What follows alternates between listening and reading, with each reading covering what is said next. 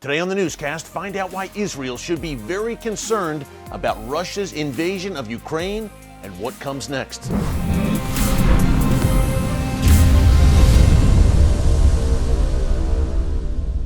Hey folks, Erick Stakelbeck here. Welcome to the Watchman Newscast. I just returned from an incredible Watchman production trip to Israel, and in speaking to top Israeli officials, both current and former, a main topic of conversation, of course, was Russia, the Russian invasion of Ukraine, and what it all means for Israel in particular when it comes to Syria. Now, over the past few years, successive Israeli prime ministers, first Benjamin Netanyahu and now Naftali Bennett, have reached a sort of understanding with Vladimir Putin, and Israel has been permitted to operate freely in Syria against Iran and Hezbollah without any Russian interference. Remember, there are thousands of Russian troops in Syria right now at Israel's doorstep and aligned with Israel's mortal enemies, whether it's Bashar al-Assad, the Syrian dictator, the Iranian regime, or Hezbollah. Remember,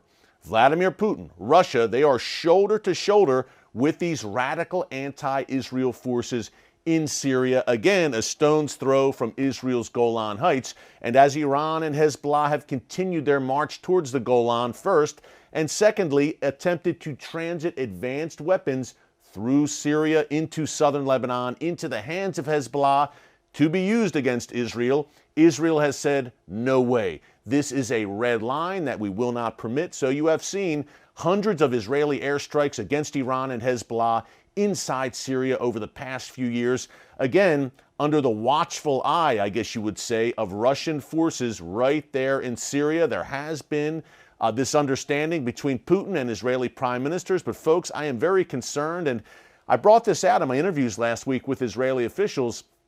I don't think Vladimir Putin, to say the least, is a man Israel can trust. But Israeli officials seem pretty convinced that, look, this understanding will continue. Russia and Iran don't see eye to eye on everything, and that's certainly true. But all that said, Russia is still aligned with the Iranian regime, and you have to think that it bothers Vladimir Putin to see his allies take lump after lump and black eye after black eye, courtesy of Israel, whether it's Israeli airstrikes or surface-to-surface missile strikes against Iran. Certainly Israel has weakened Iran in Syria, and yet the Iranians keep coming, which means Israel and Iran's allies there are on a collision course. And the big concern here is in terms of Russia, and will they be silent as Israel continues these strikes? We've documented here in the newscast over the past few weeks that Russia seems to be losing patience. We saw Russian and Syrian fighter jets conducting joint patrols over Israel's Golan Heights just a few weeks ago. We had a Russian foreign ministry spokesperson demanding that Israel stop its airstrikes inside Syria. And we saw Russia's defense minister just 2 weeks ago in Syria, even as Russia was gearing up to invade Ukraine.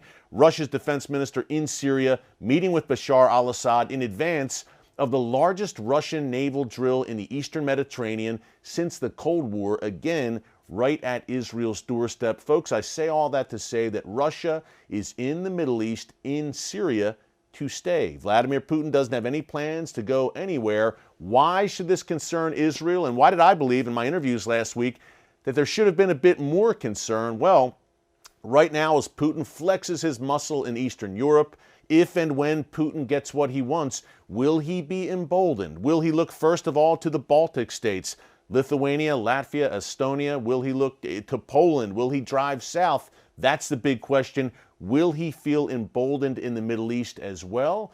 And will he say, you know what, Israel? Time's up, no more. We won't allow you to operate freely in Syria anymore. And if you want to, you're going to go head to head with us, with Russian forces. Perhaps Vladimir Putin, so emboldened from his foray into Ukraine, will be more assertive in Syria as well. I think that's a big concern for Israel. I think also Vladimir Putin has shown to be a very unpredictable individual over the past few weeks, always cool and cold and very calculated in his actions, but now I don't think anyone can get inside his head and predict his next move. So I don't think any of us would be shocked if all of a sudden he pulls the rug out from under Israel and Syria and says, you know what, no more. You can't operate here anymore. Now, just last Friday, Russia's ambassador to Israel released a statement saying, we're going to keep the cooperation with Israel. It's all will be well, and we're going to keep it the way it's been going over the past few years. But folks, as we're seeing right now in these prophetic times in which we are living, that can change in an instant. Another reason Israel should be concerned about this Russian invasion of Ukraine, not only an emboldened Vladimir Putin who thinks he can call the shots and dictate to other nations clearly, and that could include Israel when it comes to Syria, but also the Iranian regime. Iran sees Russia on the march, and now Europe, interestingly enough, is coming together and providing military aid to Ukraine and sanctions, of course, against Russia.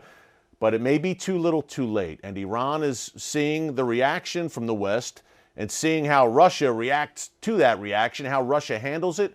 And Iran is saying perhaps this is the time to accelerate. What are they going to do? They're going to sanction us, and that's a bad thing, but we'll find a way to get around it with a little help from our friends. And both Russia and Iran are looking to China in that regard. But Iran could say, you know what? This is the time to make our move. We didn't plan to go against the Zionist entity this year or next year, but perhaps now we will, because there's weak leadership in the West.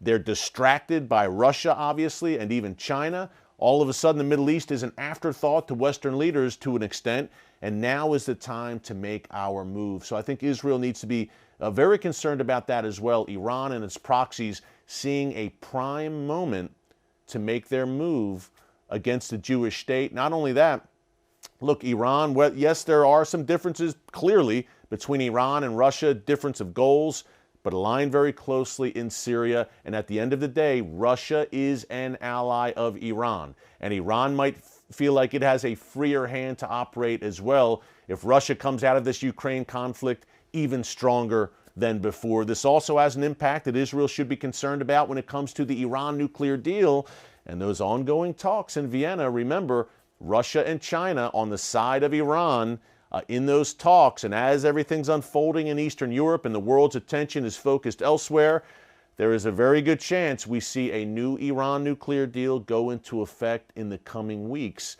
And the interesting thing about it, and I said this on yesterday's newscast, the United States and Russia are side by side at that negotiating table in Vienna. At least indirectly, the United States involved in those talks, but U.S. diplomats are there in Vienna along with Russian diplomats, and they are working towards the same goal.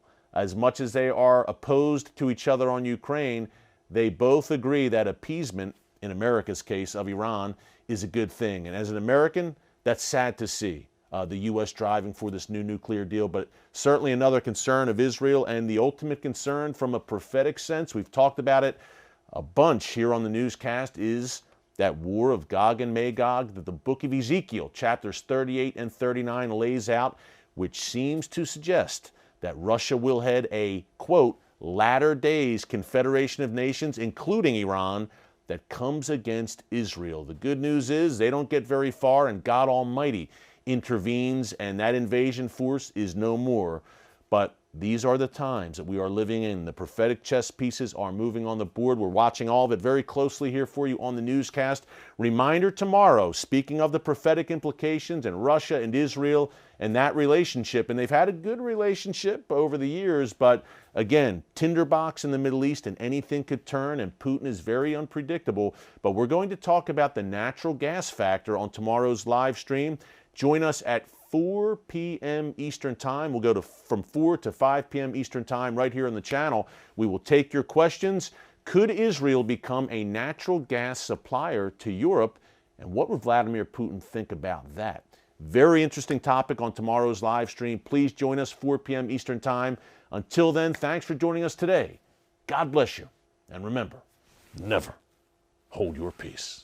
Hey everyone, thanks for checking out the Watchman Newscast. If you enjoyed this episode and want to see more, make sure you go ahead and hit the like button, click subscribe, and tap the bell icon to turn on notifications for new Watchman Newscast episodes every weekday.